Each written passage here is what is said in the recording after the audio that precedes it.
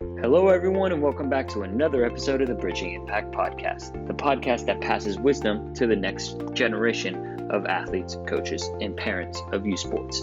So, we got a special episode today because I have an opportunity to interview my former JV coach. He was also a coach when I was an athlete.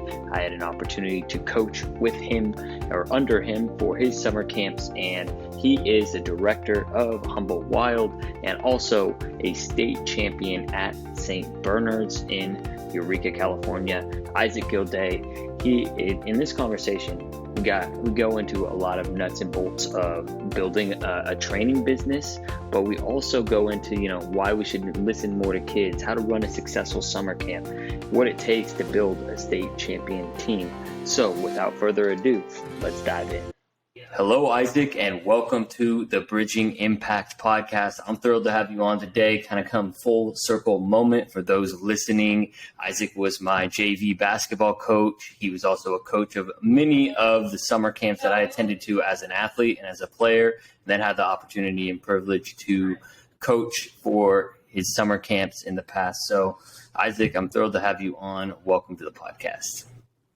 Well, I appreciate the introduction, and what a nice moment it is to reconnect with players. What a nice moment it is to be talking hoops and life, and just looking forward to this conversation. I appreciate the invite, and it feels great. Of course. So let's dive right in. First question we ask every single podcast guest is, what is your definition of impactful leadership? Yeah, so impactful leadership, in my opinion, is creating connections, creating love for something, whatever it may be. And when we're pertaining to basketball, impactful leadership is, how did I demonstrate my love for the game, and then did that generate something in somebody else? And so when somebody is able to transition from a player to maybe a coach to pick up ball and things like that, I think that's impactful. I think having conversations and nurturing the relationships that you build, long-lasting relationships that you build, is part of that as well. And I think if you can give somebody, whoever it is, an impactful leadership, impactful relationship with the game of basketball, that's the ultimate gift. And I think that when I'm teaching basketball, my main thing is, can somebody keep this for the rest of their life, and in some way or form. I'd like to think when I'm 80 years old and maybe I'm still around the game in some manner, maybe I'm keeping stats. I know plenty of people that are still taking stats at high school basketball games or running a clock or something. So that's what I think it is, in long-lasting relationships with the love of the game and the person you're connected with. I love that. It's like bridging that love for the game, that passion that you had, that you cultivated when you were a player, and transitioned into your coach. So I'd love to, have you share your story about how, you transitioned from being a great player to not only that, but to becoming a great coach. So if you turn back the clock a little bit, what was it like going from player to coach? To be honest with you, it was a huge challenge. So I played basketball at McKinleyville High. Then I transitioned to junior college. Then I transitioned to a Division II school. And then I transitioned to playing 9 years professionally. And once I was done playing, I went through a pretty big depression. And I really used alcohol to really try to get out of it. And that, I'm just one of the lucky ones that was able to go to rehab, to find my way through, and then develop even a bigger love on the other side of it. I can remember I was at work working at a certain restaurant, and I remember the person was like, "Hey, you didn't put this fork down here right, and you're supposed to do this." And I just thought in my head that I can't do it. I can't do this. I left work the next day, and I went back and played again. After I retired, I went back and played a year, and I came back. So I couldn't transition right away. the transition was so rocky. So then you get to a point every time you're drinking, you're kind of reliving those moments, and you get to be stuck in a way where you're at. And alcohol provided it just kept going, like, okay, I don't want to transition. So eventually I was lucky enough to actually go to rehab. I was lucky enough to take that next step. And when I got out of it, man, the love for the game that I had, now becoming a coach and be playing not for money anymore, but to be playing for the love of the game, I was able to bridge that gap, and that transition was smooth. I also feel like I have more of I'm more relatable to kids that need help with any kind of that or anything in their family. So once I transitioned out of that and into the game, man, I had a passion for it, a love for it. Mentioned the detail, and it was just smooth. I think there's a lot of things I could have done different as a coach when I was younger, comparative to now. But the transition was a real long one for me. But once I got it, I was feeling good.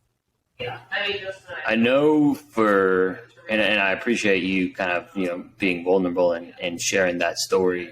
I know it's probably not always easy to bring up. And I know that I talked to some other, college athletes or athletes, one of my buddies that I played baseball with real close with had a similar thing when he was in college and he wasn't doing as well, and then transitioning out of it. Like when you lose something that you love so much and you just like reliving, I can imagine it being challenging. But I also imagine on the flip side, like when you start and you discover that like love, that pure love for the game, and it's, no longer about, monetary value or getting a free education or however that may be for certain athletes. I'm imagining that's almost like almost a cleansing moment. So when you started to become a coach and when you started transitioning into it, what was it like? Because I know you used to work the Basketball Jones camps. Like, how did you get your coaching career started? That's a good story.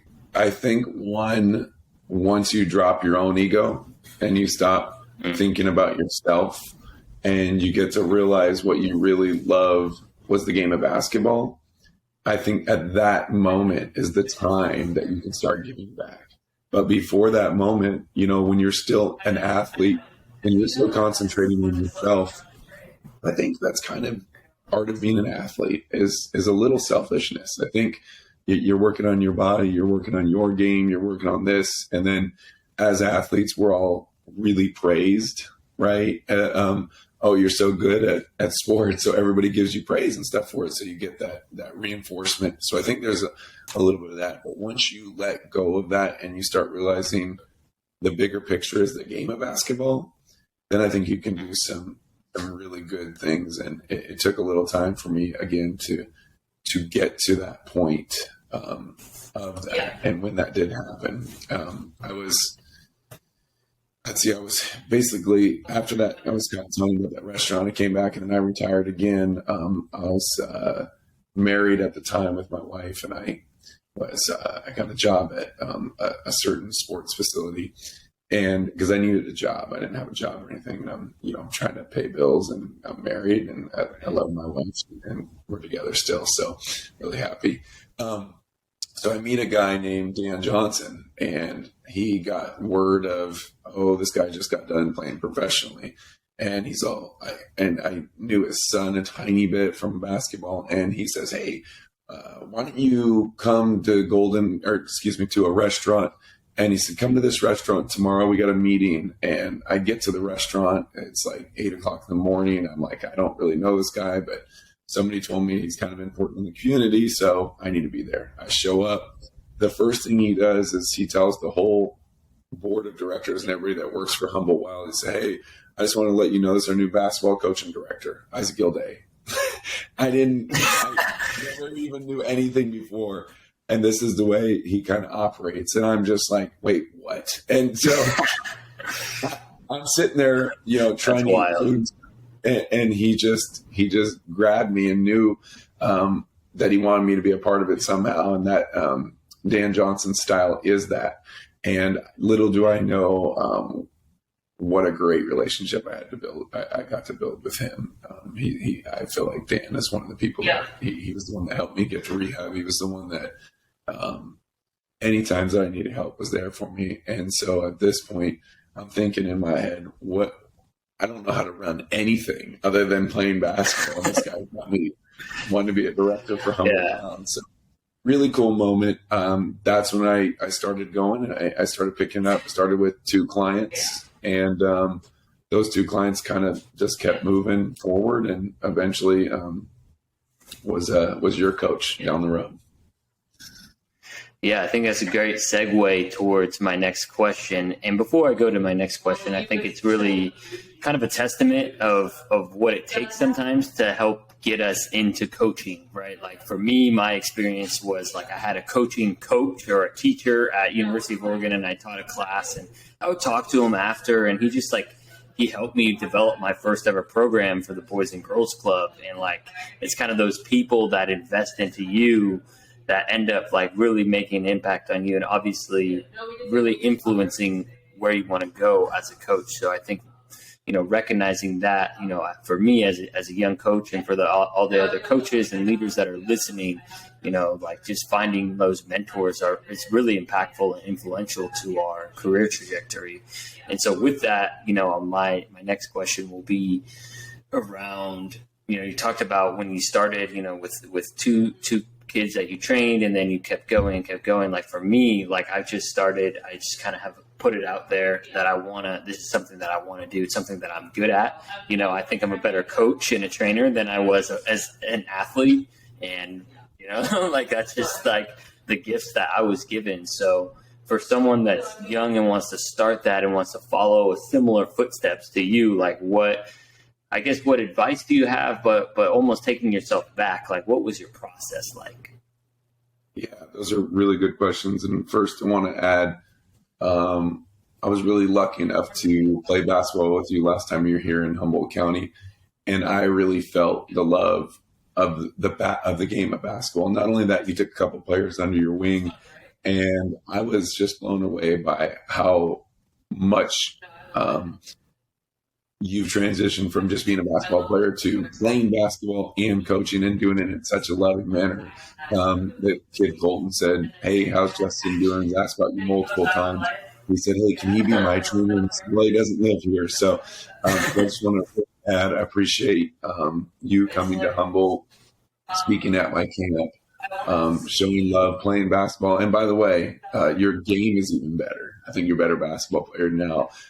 Maybe just older and wiser, but the way you move the ball. And so I just wanted to point that out before we get going out there. And so I think I know I started with 2 clients, and Hockenritter and Houston Knox, and those 2 clients were handed over to me from somebody else. And when I started working with these 2 kids, little did I know these 2 kids were probably some of the hardest workers ever. Because I was still under the impression, okay, how do I get these 2 kids to be great athletes? And I didn't know I was building a relationship at the time. I thought I was trying to create robots that wanted to go out on the court. And right. I'll tell you what, it just, again, I was thrown into it, and I started saying, well, it looks like there's a little bit of money there. Not a lot. So you have to do a very good job. And then you have to be willing to sacrifice in the beginning, and it's a good one. You might make it, you might not.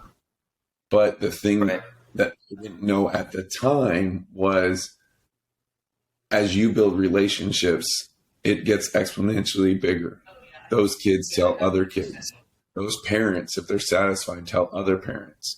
They have brothers, they have sisters. And so starting your base is so important to build loving relationships, being there for kids. So like I can remember Houston Knox breaks his arm, and you need to go to the hospital. You need to go see how he's doing. Hockenritter calls you up at 2 a.m. He's worried about his jump shot. You need to, maybe set some clear boundaries and say, I'll talk to you in the morning. But being there for all these kids were so, so important. So I started with 2.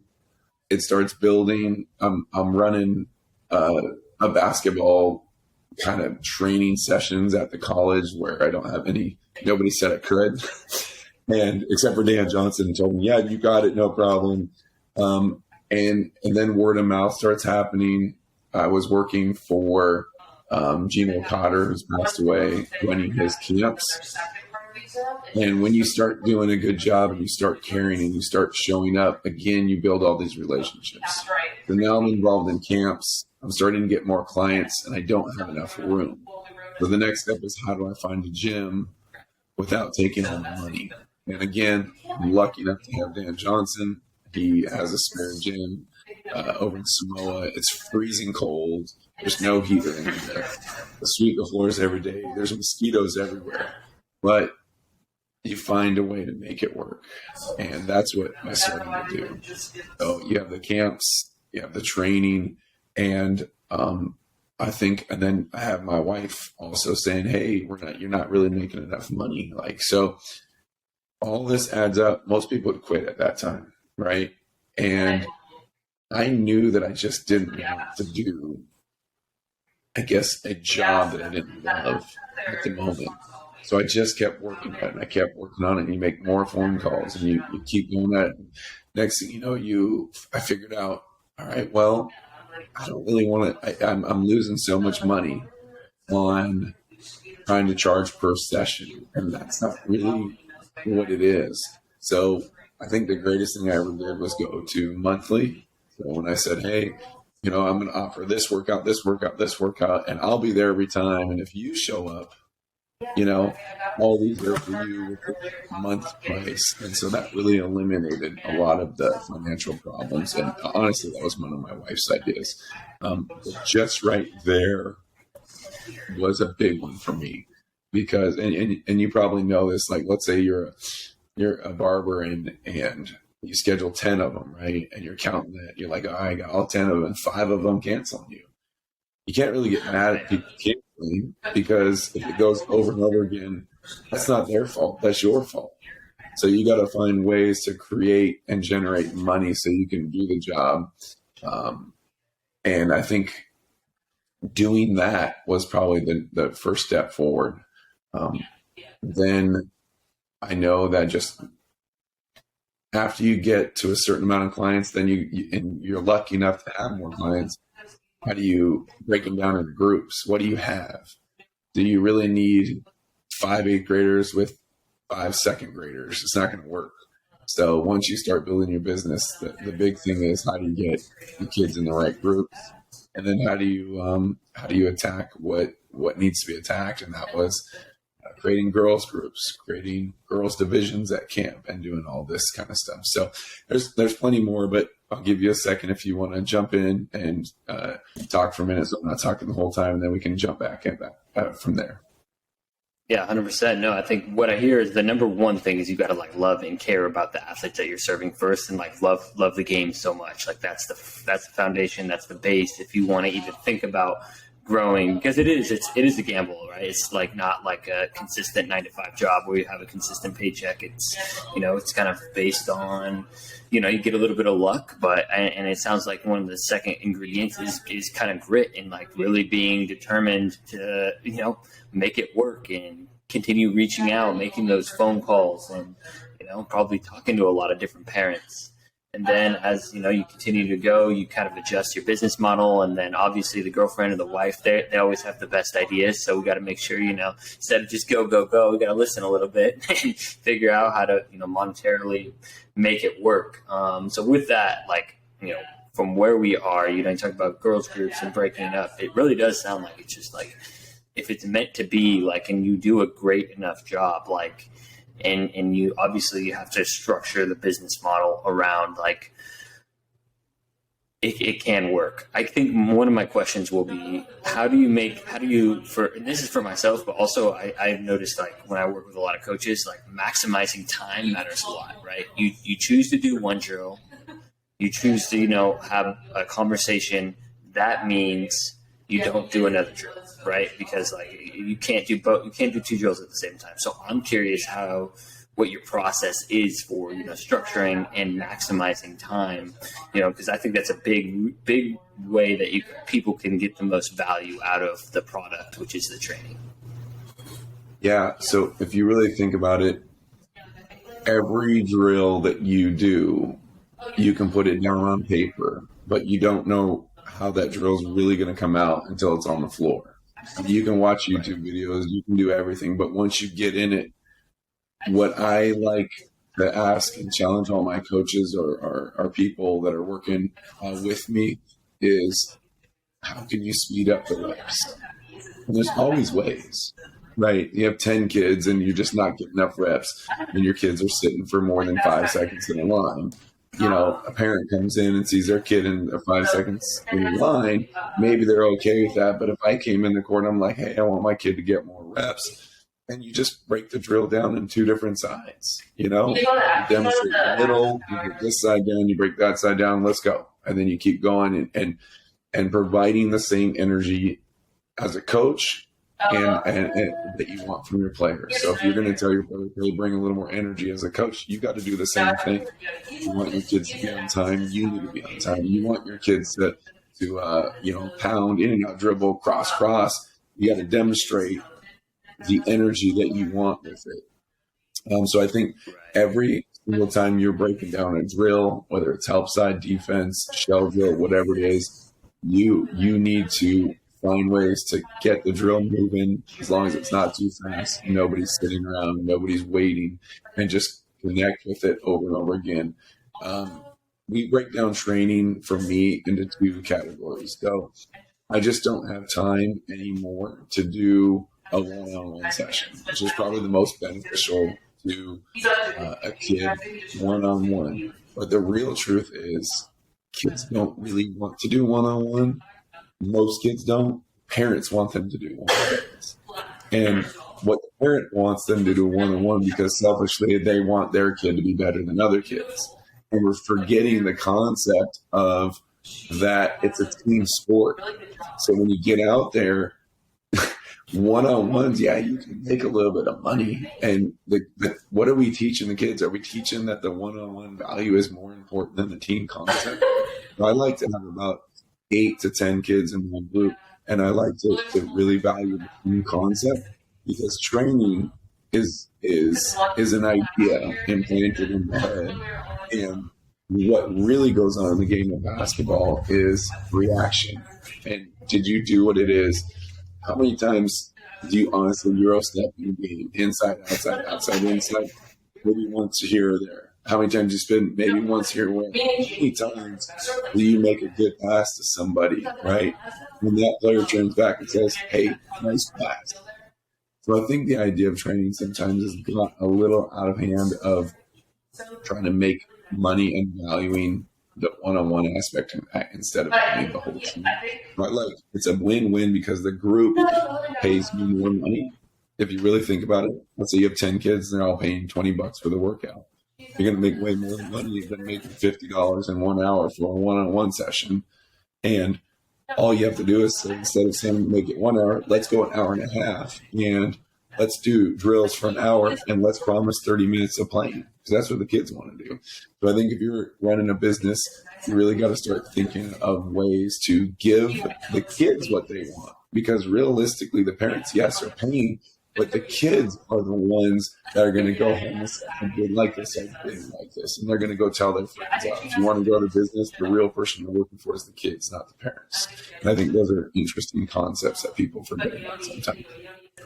No, I think there's a lot of really good information there. And I feel like I've been kind of thinking some of those things, but it's nice to know and hear from someone that has been doing it for a while.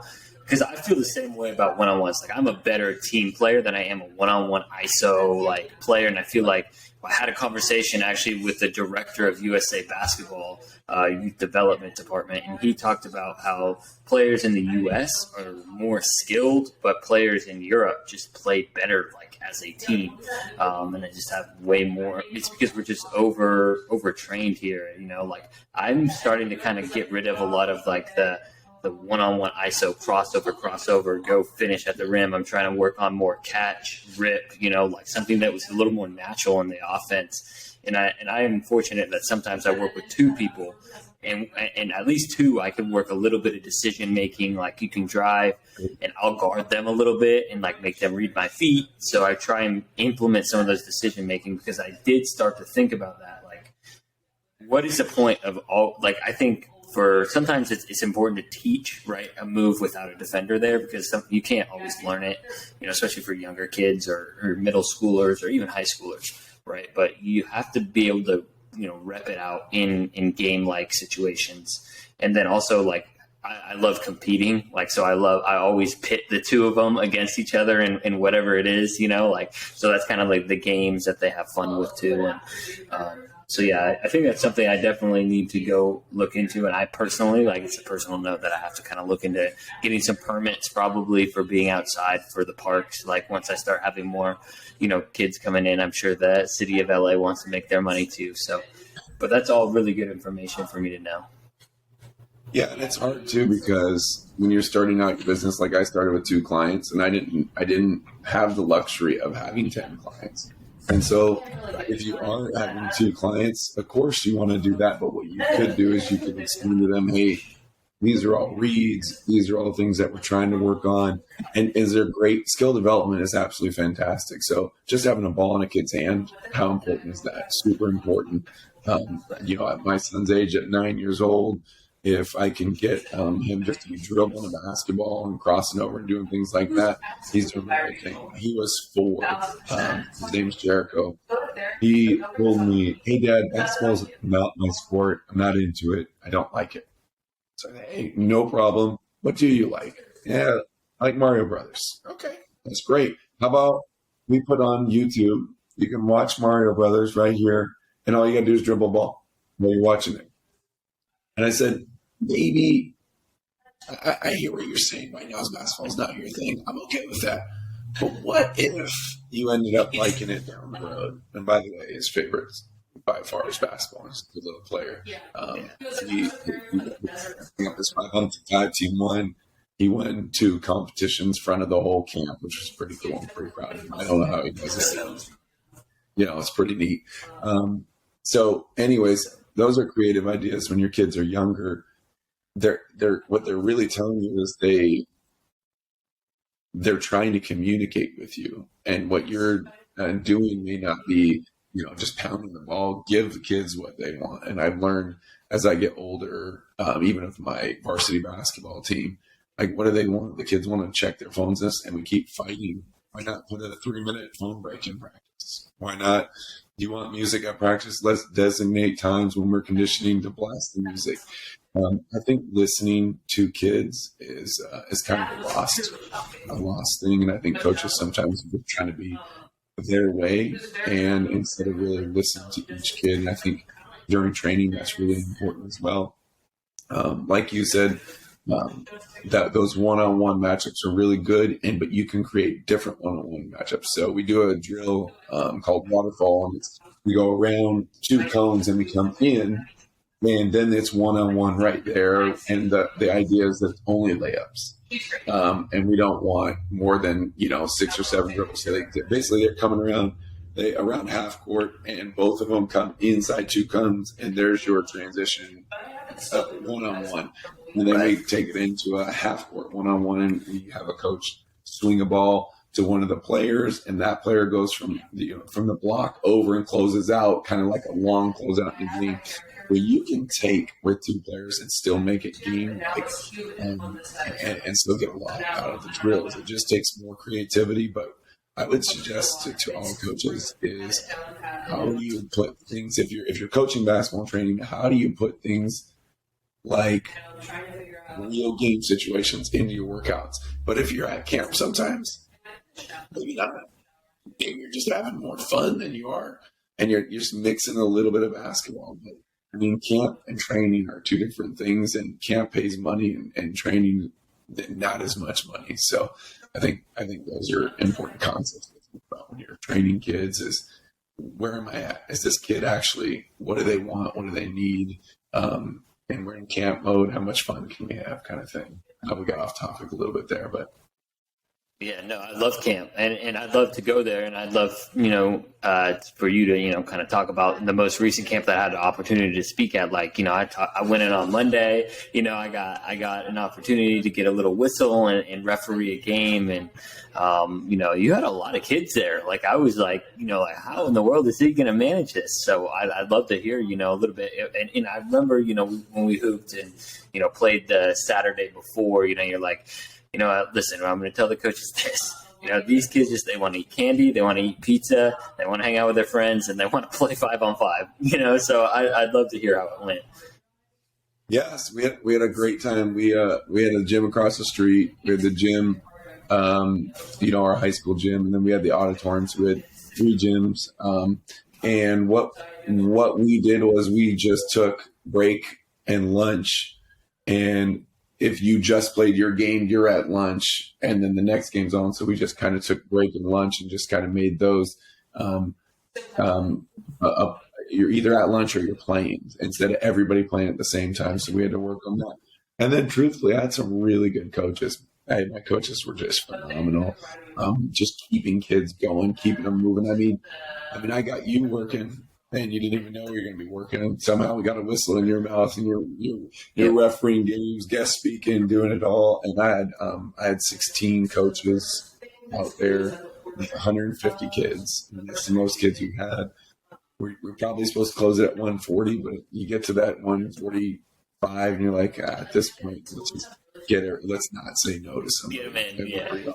Yeah. So, coaches being creative with the schedule. Expectations, don't have these high expectations and thinking like, if I don't teach gel drill today, that's going to be a negative thing, and again, this comes from my wife. She's like, hey, parents want their kids to be safe. They want them to get exercise, and they want you to sprinkle in some basketball to basketball camp. And I think we achieved that. More awards is better. Like, how many awards can you give out? And we throw out bracelets to kids. We give campers of the day.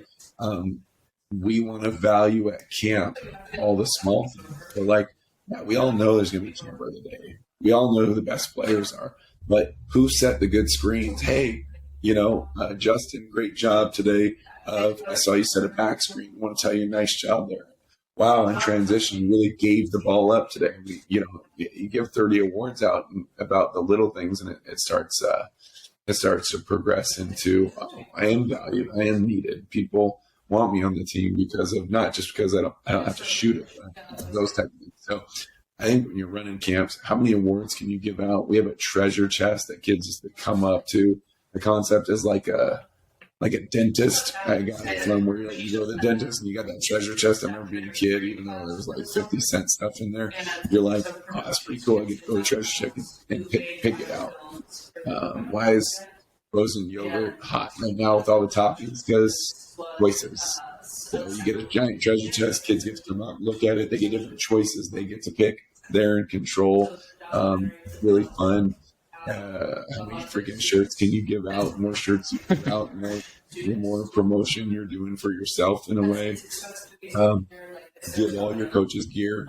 Like, and this is all if you can afford it, but can you find sponsors? So,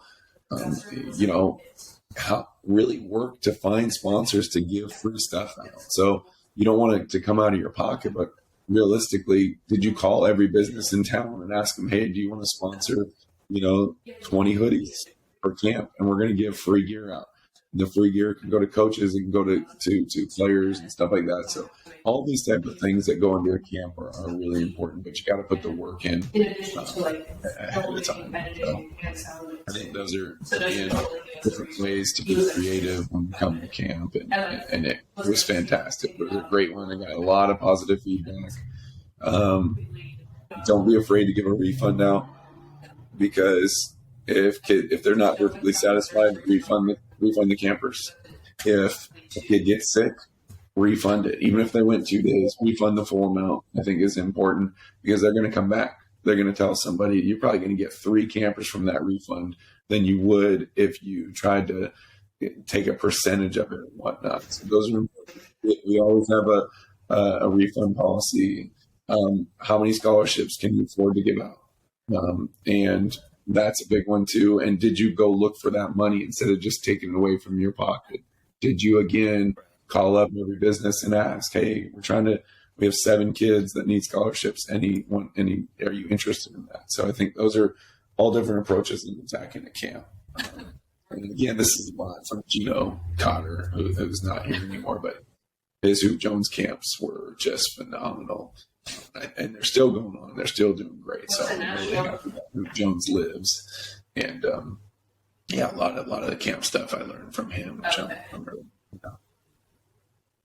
Yeah, no, I still have love for Gino too. Like I remember him, his intensity and love for basketball just like still ripples through my mind. And I honestly, so I had the privilege and opportunity to run camp this summer, and camp is my favorite personally, because like you get an opportunity to get to build those relationships throughout the week. Like I think honestly, if you treat the coaches well, you make sure you don't burn them out. Like in general, they're happier too because they're with the kids more. So it was a lot of fun. So I would love to probably talk camp with you all day, but I also want to be mindful that you are a state champion coach. And for those coaches that are listening, I want, he's got the ring too.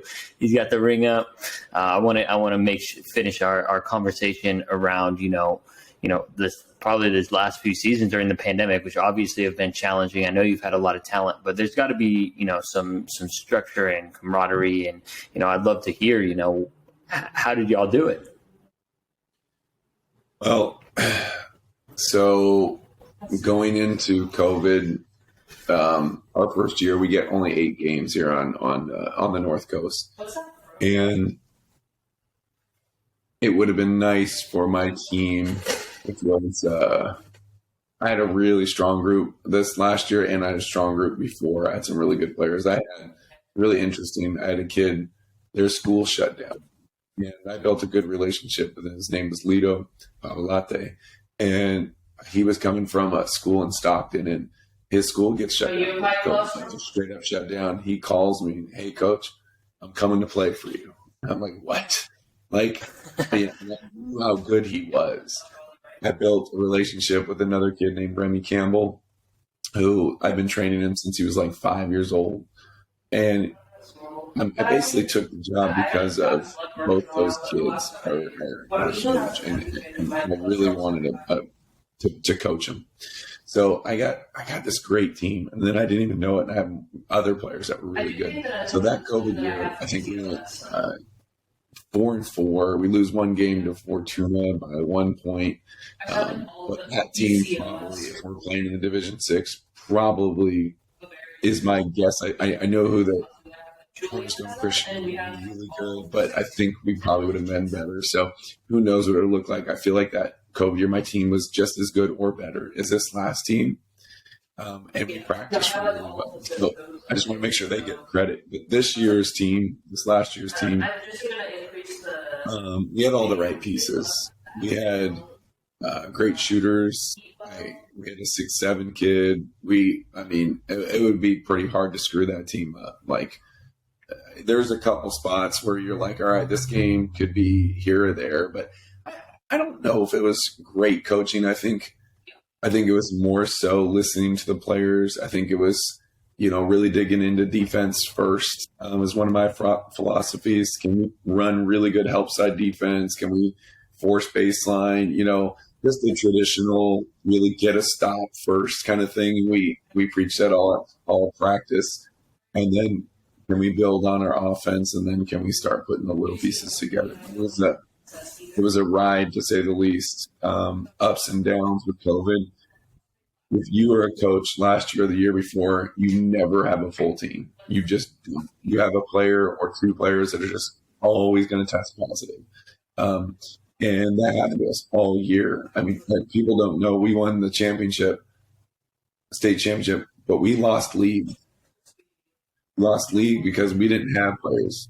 To put it in perspective, we lost probably our 1, 2, and 3 kind of players, not in position wise, but just kind of 1, 2, and 3, and making the team work in some aspects. And we lose to a good D5 team in Hoopa, but we play Hoopa again 3 more times later in the year, and it's like 40, 35, and 28, I think we win by. So you have to be okay with that. Kind of those type of games. We go and play other games where we just don't have full teams, and you just got to understand it's almost like injuries. You just got to play through it. Luckily for us, we were full powered going into the playoffs, and through the playoffs, we didn't have any kid because everybody had COVID already, including a full coaching staff. And so it was kind of nice through that. It's a challenge. It's a challenge.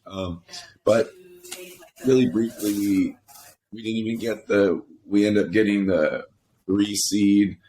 I think San Francisco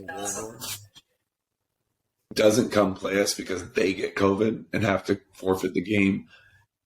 I think that team might have been our biggest challenge. They were going to come to our house, so I still think we win. But it's things like this where they could be on a podcast talking right now saying, man, if we didn't have COVID, we'd win it all. And I'm telling you, San Francisco Waldorf they're no joke. They're a really good team. And then the number 1 seed ends up losing. They're up. Valley Christian is up by 20 at South Fork. South Fork's the number 1 seed, and Valley Christian and South Fork comes all the way back, brings it within 1, and then loses by 5. So now the 1 seed's out. Now Valley Christian's coming to our place. So it's just there's a lot of luck involved, and you're getting these small wins. The whole year it just felt like we just kind of had a little luck on our side. And maybe that's because we had some good skill, but being lucky, right time, right place. We played good defense. At the end of the year, we went to a 1-3-1, and I go 6'5", 6'7", 6'4", 6'3", and so just changing up at the very end of the season. Nobody was ready for a 1-3-1 win. Pretty helpful for us, and. In the state championship game, we held the team to 5 points in the second half, and they're the number 1 scoring team in the state of California for Division 6. So, yeah, it got me all excited. It was pretty fun. It was a great moment. Yeah. You just don't think that you're going to win all these games, but it starts happening, and then you start going, you can actually do this. And you're watching game film. You set your schedule up. You went to, as a coach, if you're really trying to work your schedule, you're trying to hit all the areas of California that you might see in the playoffs. So we went to Lake counties, and we played all those schools in our first tournament. Then we go over to Bray and Christian. We play all those schools, right? And so you're just trying to hit all these areas. So when you get the seeding, they say, all right, yeah, did you play all these teams everywhere? So scheduling is important as well. I know that thoughts are all over the place, but what a fantastic ride. What a great way to the end of the year, and I had a good time building strong, lasting relationships with all my players, and we'll have it forever. So it's pretty cool. Yeah, no, that's really special. I know for me personally, like when we won baseball sections my senior year, that's still something. It's still some of the best, like that playoff run's like some of the best memories of my life. So I can imagine. I hear it in your voice, and I'm like getting me fired up for going out and coaching Venice this year. So. I did want to ask a question on you mentioned it a few times in the podcast between the St. Bernard coaching at St. Bernard's and also just running camp is listening to the athletes. I was wondering if you could kind of explain a little bit more on that. I think it's something I've been trying to adopt more. I started trying to adopt it even before as a basketball coach, was working with kids, and so always telling them what to do. Like they always have adults telling them. Here you go here, you need to study this, you need to study that. And so just listening and giving kids choices. I'd love for you to expand more on that. Yeah. So I can give you an example of my team this year, my St. Bernard's basketball team. We were in the locker room. We are thinking what game it was. I want to say we won, but we didn't play very well. And I just pulled everybody together, and I just said, look, I feel like we're not getting the most out of everybody. And I said, I'd like to open it up with real honesty, and I'd like to listen to you. And it's hard, but there's a couple kids that just said, we don't love the game as much as you do. I said, that's fine. So how can we work on, and it wasn't the whole team, just a couple people. And it's hard when you're sit in the bench and you're not playing and you're expecting coaches asking, hey, give me high energy, this and that. Well, if you're not playing the game, it's kind of hard to, right? It's hard to do that. So then I said, I want to give you what you want. So tell me what you like. And I heard more positivity, and I wrote that on the board. And I said, yeah, I can do that as a coach. I can really do more positive. More music, wrote that on the board. Sure, got it. And we went through these checklists of things. Hey, we want to play 5-on-5 a little more. I put that on the board. Got it. And when you do that, you empowered them as the team, as a unit, and brings them together. Not only did you empower them, but they're almost in a verbal contract now. What they're saying is, if you give, I'm asking, what do I need? Right? And they're asking, this is what we need. And so now you got two people in a verbal contract, and our season got better, I think. And it was just listening to the players. What do you actually like? I asked my kids, my daughter is 11, my son is 9, how was camp? Like, hey, what? And my daughter's friends and my son's friends. We're talking about 11 and 9-year-olds, and I just ask them all the time for feedback. Hey, what do you think? How can we work on it? What can we do better? And they'll give you feedback. They'll give you feedback to the lunches. They'll give you feedback on what games they like more. And if you poll every kid said, can we play 5-on-5? So if you want your camp to be a little more successful, or you want your basketball to be more successful, you just got to really ask, what can I do for you? Because really a coach is a servant role, and it's not about you. It's realistically, you're not going to win. You're going to have some teams that are just going to be really bad. And so take winning out of it. And what do you have? You have the job of a coach is to help serve the youth and to give them what they want. And sometimes we get that reversed, where we think it's the job of the kids is to serve the coach in a way, but that's not it at all. We want to give you want to give your kids the most positive experience they can, because it's realistically not very many people play varsity basketball. Not many people play college basketball. It's pretty rare. So what experience can you give them in that short amount of time? And stop pretending like your program is so next level that and there are some, don't get me wrong, but I'm talking about when you're in like 8th grade, just remember that this might be the last year for a lot of kids, right? But if your program is an elite program and all you're doing is producing college basketball players, I'm not talking about that. I'm talking about when you're coaching Fieldbrook Elementary. Some of those kids are just not going to even play high school basketball. So how do you make it a great season? You listen to them, have fun, and enjoy the year. It's not about wins and losses. So I hope touched a little bit on there, but just asking questions and then providing the feedback with some results. No, I love that kind of shift between like, how can I serve you? What do you want? Like, how can we make this a better experience for you? Obviously, you can't do probably everything, right? Like they may ask, can we play 5-on-5 the whole time? Like, no, we're going to get spanked, and I feel like, obviously there has to be there will be some give and take, but I think it does go a long way, and that shows that you listen and care, and then you follow through, and then it's like, okay, coach really does care about me, which is like, I think fundamental for teams to be successful. And my final question before, my last little series is about what we were talking about a little bit before on the podcast. And like, obviously as a coach, like, you've been coaching now probably for over 10 years. You've had the opportunity to see people like myself and my teammates and teammates that are older than me, kind of grow up. And what's it been like to, reconnect with some of your former athletes that have played with you? Yeah, I think that's the most rewarding feeling that you get is when that connecting with these people and you get to be around the game of basketball. It's so great. And truthfully, there's some really good players out there that I've coached, and they come back and they're still really, really good. And you're just like, it's amazing. But the most rewarding thing there is seeing a young adult transform into an adult. It's the biggest compliment in a way. And I'll read you a text I just got last night from one of your players. Buddies, teammates, yeah. Yeah, and this was it just happened to text me last night, but his name's Colin, evening coach.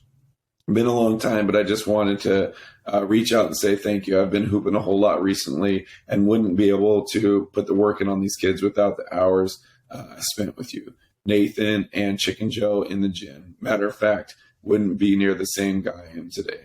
Now that I'm thinking about it, was talking on the phone with Chase Scott earlier, and he said he's been working some camps for you, and it got me thinking.